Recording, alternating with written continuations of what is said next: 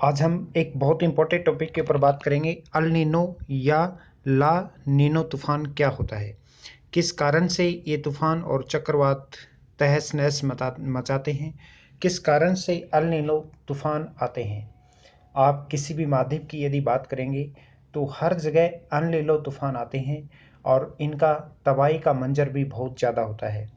आंधी तूफान के साथ भारी बरसात होती है।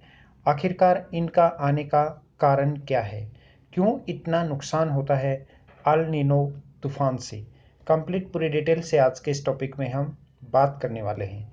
248 लाख करोड़ रुपए का नुकसान हुआ वैश्विक अर्थव्यवस्था को पहुंचा सकता है वर्ष 2023 में बनने वाले अल नीनो के कारण। 7 बार अल नीनो की घटना हुई है भारत में 1900 से लेकर 1950 के बीच में, लेकिन 1951 और 2021 के दौरान 15 बार अल नीनो की घटनाएं हुई हैं। वर्ष 2016 के बाद यानी 7 साल बाद अल नीनो प्रशांत महासागर में सक्रिय हो रहा है। अमेरिका के national oceanic and atmosphere administration (NOAA) के वैज्ञानिकों ने बीते दिनों इसकी पुष्टि की है। अतीत में अल नीनो वैश्विक स्तर पर भीषण गर्मी, मूसलाधार बारिश, बाढ़ और सूखे से जुड़ा रहा है। भारत के लिए यह चिंता का विषय है। भारत के ग्रीष्मकालीन मानसून पर इसके असर को समझना बहुत ही महत्वपूर्ण है। अल नीनो और एल नीनो सदर्न ऑसिलेशन क्या होता है। अल नीनो जलवायु प्रणाली का एक हिस्सा होता है जो प्रशांत महासागर के भूमध्य रेखीय क्षेत्र में समुद्री घटनाओं में से एक होने के चलते मौसम पर बहुत गहरा असर डालता है। मध्य और पूर्वी भूमध्य प्रशांत महासागर में सतह का पानी असामान्य रूप से गर्म हो जाता है और वायुमंडलीय परिस्थितियों में बदलाव लाता है। प्रशांत महासागर के भूमध्य रेखीय क्षेत्र में भी जब समुद्र की सतह का पानी असामान्य रूप से ठंडा होता है तब ला नीनो घटित होता है। एक तीसरा तटस्थ चरण भी होता है जब सतह के पानी का तापमान दीर्घकाल के औसत के करीब रहता है। ये तीनों फेज संयुक्त रूप से अल नीनो सदर्न ऑसिलेशन कहलाते हैं और इसके कारण ये एक बहुत बड़ा बहुत बड़ा तूफान मचाते हैं। कैसे होता है इनसे मौसम प्रभावित। जब ENSO तटस्थ चरण में होता है तो हवाएं भूमध्य रेखा के साथ पश्चिम की ओर बहती हैं, जो समुद्री सतह का गर्म पानी दक्षिण अमेरिका से एशिया की ओर ले जाती हैं। अल नीनो होने पर ये हवाएं कमजोर पड़ जाती हैं और पश्चिमी हवाओं से भी बदल सकती हैं, जिससे कुछ देशों में भारी बारिश, सूखे का जोखिम बढ़ जाता है, यानी कि अकाल पड़ने की संभावना भी रहती है। इस वर्ष की यदि हम बात करें तो इस वर्ष स्थिति कितनी गंभीर, कितनी भयानक हो सकती है अल नीनो की।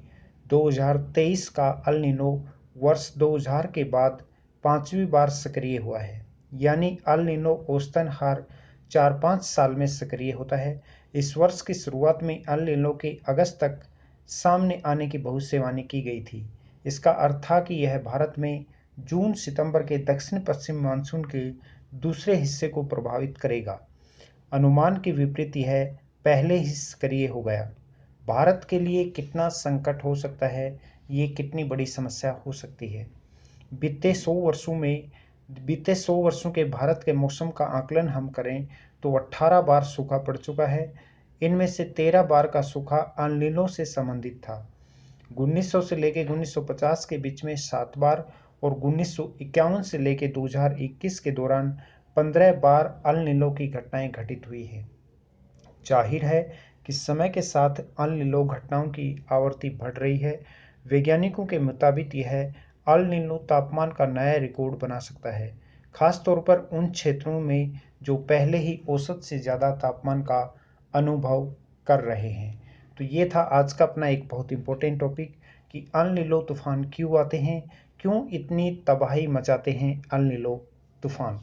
दोस्तों, ज्ञान का अड्डा यूट्यूब और टेलीग्राम चैनल को आप बिल्कुल भी ज्वाइन करना नहीं भूलें। आप किसी भी एग्ज़ाम की तैयारी कर रहे हैं तो आप हमारे इस यूट्यूब चैनल और ज्ञान का अड्डा टेलीग्राम पर आप ज़रूर ज्वाइन हों। चैनल को अभी सब्सक्राइब नहीं किया है तो सब्सक्राइब करके घंटे वाले निशान पर क्लिक ज़रूर अवश्य करें। आप किसी भी एग्ज़ाम की तैयारी कर रहे हैं, आपको इस यूट्यूब चैनल पर बहुत ही इम्पोर्टेंट स्टडी मटेरियल आपको निःशुल्क प्राप्त होगा। मेरा प्रयास हर एक बच्चे को निःशुल्क शिक्षा हर गांव ढाणी घर में फ्री ऑनलाइन क्लासेज हों, ये मेरा एक उद्देश्य है। आप बैंकिंग से संबंधित किसी भी प्रकार की जानकारी के लिए हमारा दूसरा यूट्यूब चैनल बैंक अड्डा भी ज्वाइन कर सकते हैं, सब्सक्राइब कर सकते हैं, जिसमें आपको बैंक, फाइनेंस, इंश्योरेंस से संबंधित सभी प्रकार की जानकारियां प्राप्त होती हैं। आप स्वास्थ्य से जुड़ी हुई जानकारियां जानना चाहते हैं, आपके स्वास्थ्य के बारे में, खान पान के बारे में, तो हमारा दूसरा यूट्यूब चैनल है हेल्थ अड्डा, उसको भी आप सब्सक्राइब कर सकते हैं। लिंक नीचे आपको डिस्क्रिप्शन में मिल जाएगा। जय हिंद, जय भारत।